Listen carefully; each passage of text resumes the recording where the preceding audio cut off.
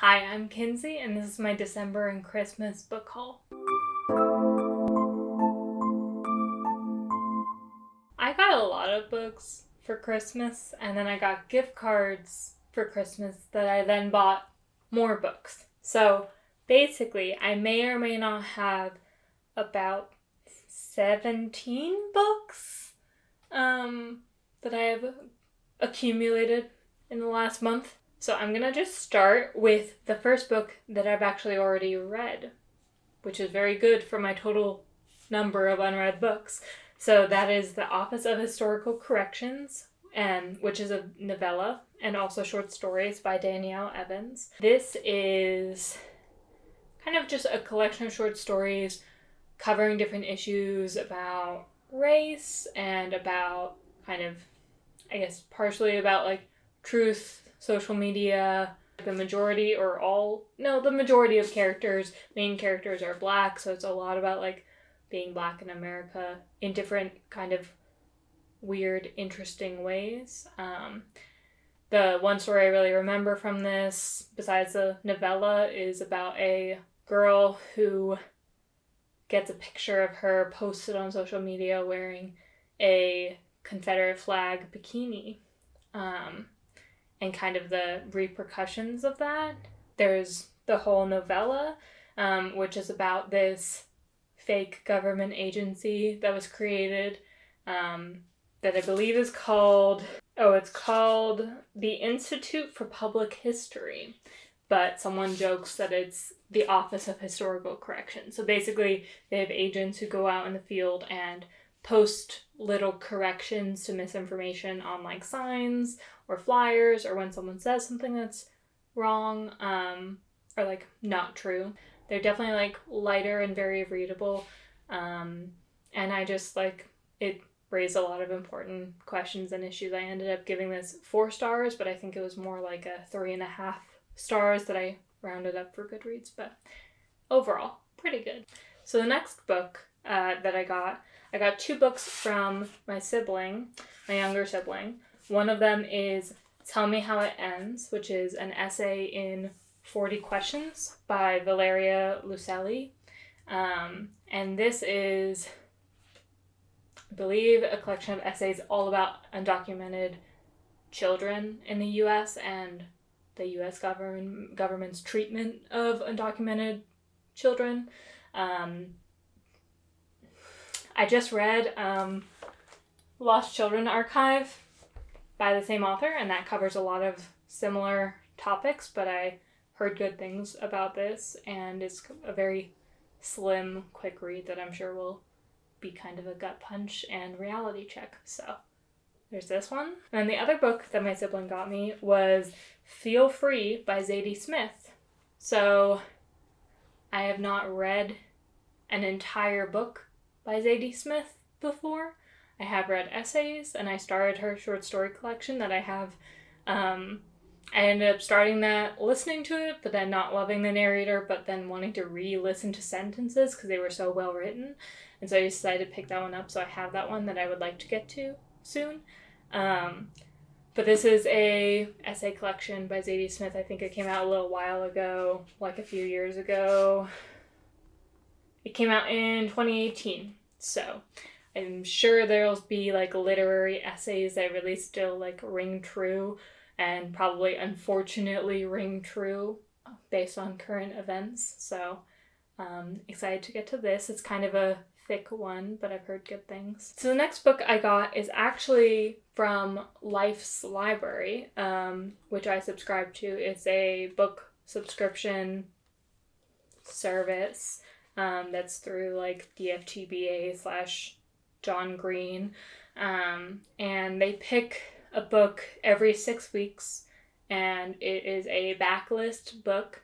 Sometimes they have guests choose the book, but this book is Their Eyes Were Watching God by Zora Neale Hurston. I have not read this. I did not need to read it in school. I just never picked it up. It's definitely one of those like kind of modern classics that obviously I probably should read at some point, so I'm glad I have a copy. I might be wrong about this because I have not read this. I don't know a lot about it. but I believe it's about a woman growing up in the South, a black woman growing up in the South, and her life and her marriages and family, I think. I don't really know, but now I have it. So, and the Life's Library subscription comes with, like, they send a little letter, and this one came with these little coasters that were cute, and also it comes with a little sticker, like a book plate that you can put in your books. I don't really put in my books. I put in my planner, actually, instead. The ones that I like, I put in my planner. But yeah, so I got that this month as well. The next book is also kind of a funny way that I got it. I actually got this from work because I attended a seminar about bias in the workplace, and so I received The Leader's Guide to Unconscious Bias, How to Reframe Bias, Cultivate Connection, and Cultivate High-Performing Teams. Very corporate of me to own this. Obviously, like, fixing bias in the workplace is not going to fix, like, structural systemic issues in, like, policy. But it's definitely something that since I work somewhere, I should be aware of, and I should be actively thinking about. So I think this should be helpful in that. So I have these two books that I got from my mom, from my parents. One of them is Uncanny Valley, which is a memoir by Anna Weiner, and this is about the Silicon Valley tech industry from a somewhat of an insider's perspective, because the author accepts a job, moves cross country from, I think, New York to work in Silicon Valley, and is kind of this, like, not tell-all, but like a commentary, a lighter memoir about the tech industry. I assume sexism and poor work-life balance and ethics. I assume. I have not read this yet, obviously, because it's in a haul and not in a wrap-up. But this was on a lot of best books of 2020 lists, so I have good hopes for it. I think it'll be kind of light, interesting, fun, but also hopefully covering serious topics. The next one that I got from my parents was Leave the World Behind by Rumaan Alam, and this is on so many best of the year lists. Like, it's been everywhere that I've been looking, and it's about this white family from New York City taking a vacation in Long Island, New York, and the owners of the Airbnb that they're staying at, who is an older black couple, arrive back at the house saying that there's a blackout and there's no cell reception, and there's this, like, kind of mystery thriller element of, like, what's happening in the world. I just started this. I'm probably only, like, 10 pages in, maybe, but I'm really enjoying it thus far. I maybe think it's a tiny bit overwritten, but I'm hoping that that's for a purpose and that comes into play later. So the next books are actually cookbooks, and I don't see a lot of people on BookTube or YouTube in general talking about cookbooks, so I figured I would cover these. So the first one I got is Dessert Person by Claire Saffitz, and I really wanted to pick this up, but I was a little bit uncertain at first because I am vegan. This cookbook is not vegan. But I think I figured that there would be, like, a good amount of recipes that I could veganize, and my partner got this for me, and then I found this Instagram account of someone who's making a bunch of the recipes vegan, and that person was having great success, so I'm, like, absolutely down. So far, I've made, I believe, one of the things, which is these little cookies made from pie dough that she actually made in a Bon Appetit video back during the beginning of quarantine. They made this video, and it's, like, with these, like, thick sugar and pie crusts, and we had leftover pie dough, and they were so good. They were bomb. Would highly recommend just make those. It's basically just, if you have leftover pie scraps, roll them out, put some, like, thick sugar, like Deamara or turbina, whatever those are, put, like, big clumps of sugar roll it up, put the outside with sugar, freeze a bit so that it solidifies in this like log shape, cut them, bake them. They're delicious, amazing. I'm always going to do that with pie scraps now. So already this book is a hit. I think there's a lot of recipes that might be tough to veganize because of the eggs, but we'll cross that bridge. For now, it's a beautiful object, and I've already made one recipe from it that was a hit, so I'm a big fan. So the next two cookbooks are both vegan cookbooks, obviously. So this one is America's Test Kitchen, the complete plant-based cookbook. Now, I have their other, I believe it's called Vegan for Everyone, or Vegan for Everybody, I think. I have their other cookbook that's vegan, but this has more recipes in it, but I think there is overlap between those two cookbooks. So if you're vegan and you already have the first one, maybe look more thoroughly into it, because I didn't realize that there was going to be as much overlap as there is. But the other one, the vegan one from them, is so good, and like every recipe is a hit, so I'm assuming it will be the same, because America's Test Kitchen is known for that, like, I don't know, very consistent, very good, like, go-to recipes. So the other cookbook is Plants Only Kitchen by Gaz Oakley, otherwise known as the Avant-Garde Vegan on YouTube. And we have his other cookbook, or one of his other cookbooks, that's a Christmas cookbook. And we have this favorite recipe from there that we always make. It's this shallot tart that's basically just caramelized shallots with puff pastry. It's delicious, so good. But so I wanted to pick up his new cookbook, but I think it's just like kind of more maybe exciting recipes, maybe not like your basic go-tos, but I really like his channel, and I've made stuff from him before. So then these next books are books that I bought after Christmas with gift cards and some cash that I got, that I was both meaning to pick up and that I heard really good things about recently, and just that I'm most excited to read immediately, that I literally want to just pick up and read right this second. So I bought 7 books. It's kind of a lot, but there are some that are linked to this video idea that I have, so I'm trying to justify it that way. So the first book is Memorial by Bryan Washington. I don't know if this is too bright for the camera, but it is a signed copy, so very nice. Support your local bookstore. So I read his short story collection a lot, and it was very good. It was all about different stories, I believe, in Houston, different families. It was about gentrification and race and being gay and all of these different things. And so this, I believe, is about a gay couple, I believe also in Houston. Yeah, also in Houston. One is a Japanese-American chef who works at a Mexican restaurant, and the other one is a Black daycare teacher. So they've been together for a few years. Then one of their moms comes to visit. Yeah, one of the Mike's mom comes to visit, and then he has to unexpectedly leave.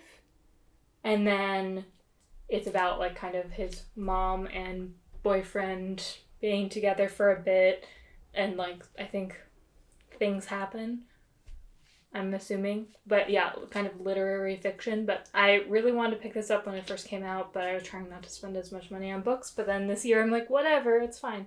It just came out though in the fall, so very much looking forward to this one. So the next book that I got for myself was Just Us, An American Conversation by Claudia Rankine. I have not read Citizen, An American Lyric by the same author, but I think they're kind of in partnership or conversation with each other.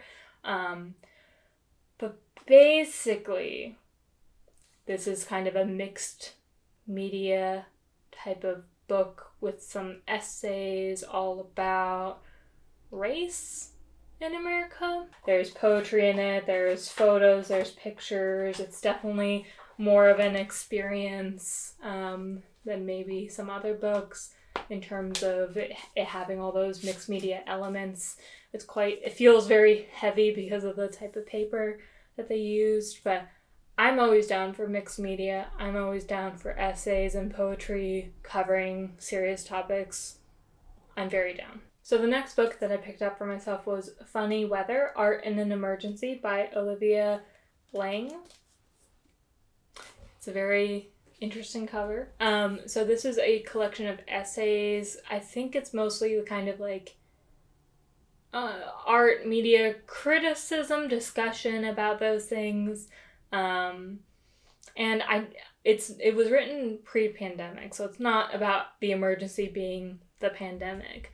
But I do think it like touches on like the role of art in life, and I believe explores all those different things in essay form for the most part, but I'm very interested to get to this one. So the next book is Undocumented Americans by Karla Cornejo Villavicencio.